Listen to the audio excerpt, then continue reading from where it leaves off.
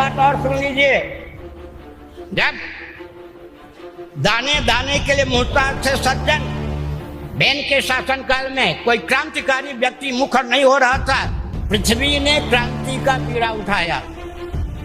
सज्जन तो दाने दाने मोहताज हैं, दुर्जनों को भूखे मारने के लिए अन्न देना बंद कर दिया। जब गंगा जी के साथ न्याय नहीं हो रहा था, कहाँ जी केदारनाथ, 15 दिन पहले मैंने कहा था, कहते हो हिंदू कौन होता है, हिंदुओं के पास क्या शक्ति है, मुझे देहरादून से जाने दो, फिर क्या होता है।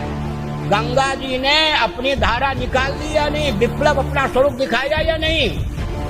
10,000 वर्ष आगे क्या होगा वो भी मुझे भगवत कृपा से, गुरु ग्रंथ गोविंद की कृपा से दिखाई पड़ता है। मैं भारत के शासन तंत्र को सावधान करना चाहता हूँ।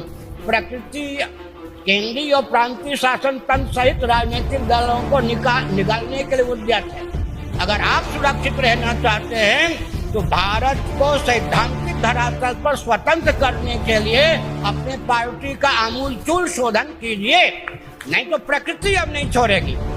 प्रकृति का अर्थ क्या होता है? मयाध्यक्षेण प्रकृति श्रूयते सचराचरम हेतुना न कौन्तेय जगत विपरिवर्तते।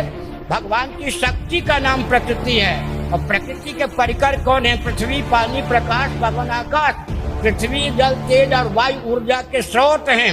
जब कोई मनुष्य दुर्बल पड़ जाता है, क्रांति की बात नहीं करता, तो प्रकृति के जो परिकर हैं, पृथ्वी, जल, तेज, वायु, भूकंप के द्वारा, भूस्खलन के द्वारा, सुनामी लहर के द्वारा, अग्निकांड के द्वारा, दावानल के द्वारा, वात्या के द्वारा ये तहस-नहस कर देते हैं। प्रकृति अपने हाथ में बागडोर संभाले, उससे पहले राजनेताओं को हम एक पवित्र अवसर देते हैं। सभी राजनेता हमारे लाडले प्यारे हैं, लेकिन सब बचते हैं कहीं आध्यात्मिक गंध न आ जाए राजनीति।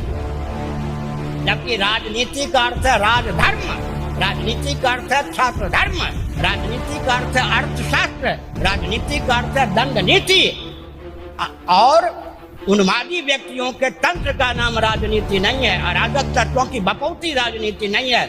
और संतों का, शंकराचार्य का दायित्व रहा है शासन तंत्र का शोधन।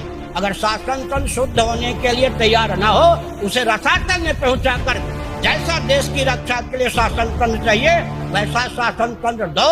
यह संतों का, महात्माओं का, शंकराचार्यों का पवित्र दायित्व है। उस दायित्व के निर्वाह के लिए हम समर्थ भी हैं भगवान की ओर से, और तत्पर भी हैं। हर हर महादेव।